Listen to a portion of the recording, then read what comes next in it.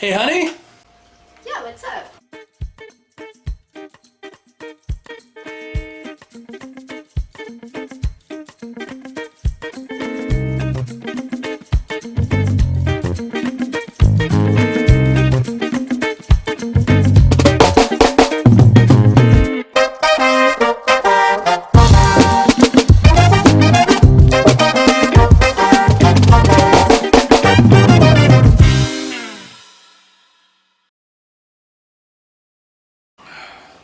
Hey, everybody, and welcome to another episode of Retro Reviews, a review show where we go through all of my role-playing books, one book at a time.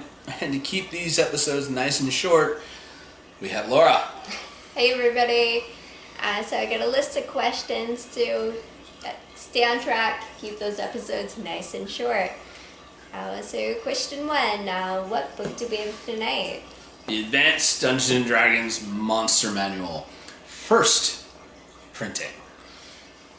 Right, our first edition. Yep, got this. I know you're probably going to ask, where did I get this? I got this in that 3 a.m. Like this 3 a.m. gas station buy. This was totally the one that made me go, oh, I've got to buy all of these books. Because, to give you a little more information, the reason why I didn't cover this one when we covered the AD&D core books is because, well, I wanted to talk a little bit more about the awesome stuff that's in this one.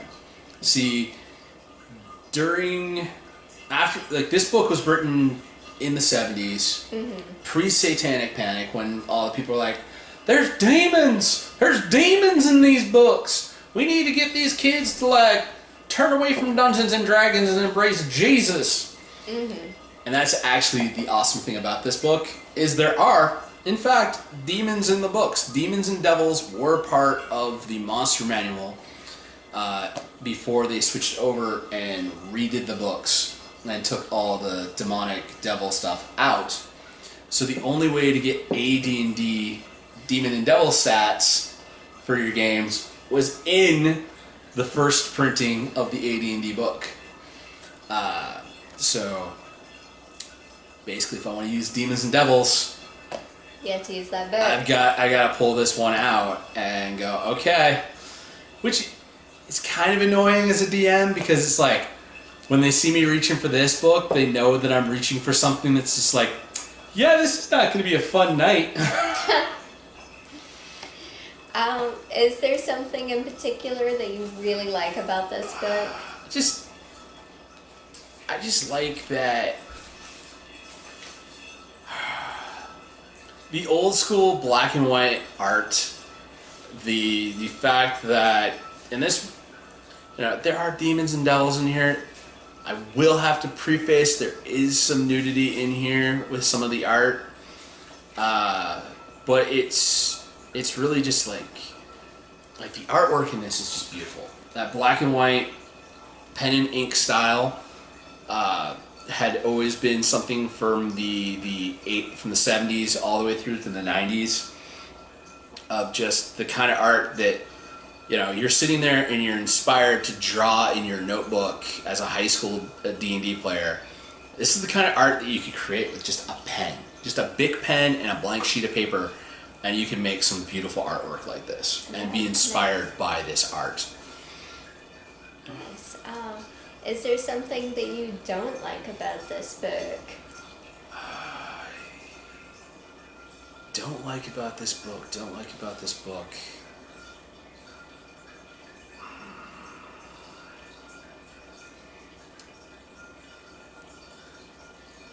The later editions of the Monster Manual have a lot more information about each of the monsters. Like, a lot of these only have like one paragraph of information. It's multiple monsters on a page. Like, this is actually just 2 pages. We got 9 different monsters on here. The later editions of the Monster Manual will be like 1 monster per page, or maybe 2 pages for a monster if there's a lot of detail about it. The fact that there's not a lot of detail, not a lot of fluff information about the monsters. The artwork for some of them is kind of small. Some of them, the artwork isn't even here for them. So the organization in this is kind of it's 1970s organization before they really hit their stride and really were able to get stuff organized and cool looking. I wish we could have had the old school art and also the demons and everything in the later monster manual for AD&D, and just had more fluff but kept more of that old school art. Right, yeah. Would you recommend this to other gamers if they could get their hands on a copy? They can get their hands on the copy just for the art alone. Yes. The demon stats, if you're playing AD&D or original Dungeons and Dragons, you'll probably be able to find in other sources. But no, just having an original version of the rules in your hands, there's a lot of fluff, nostalgia involved with this. And I know the player's handbook had a lot more. So this one's got like the easy treasure table in the back.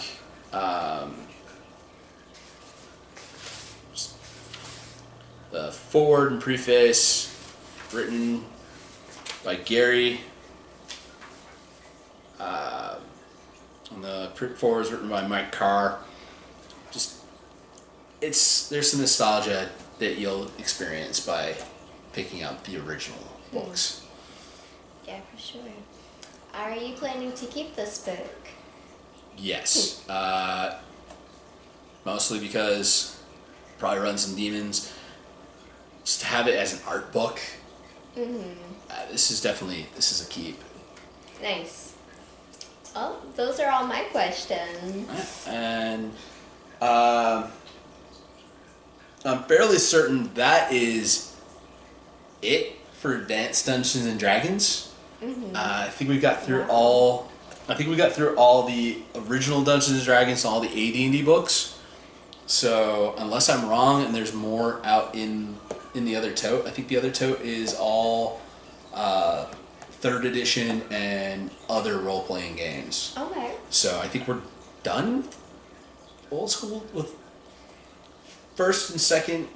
Well, I guess we'll find out. We'll find out, but hopefully, yeah. Ended on a classic. So,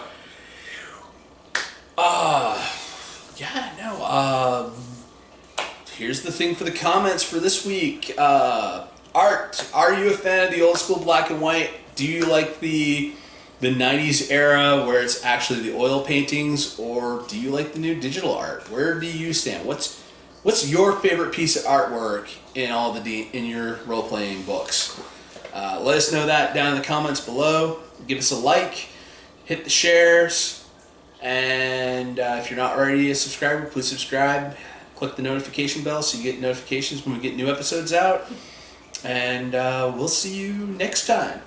Okay, good night, everybody. Peace.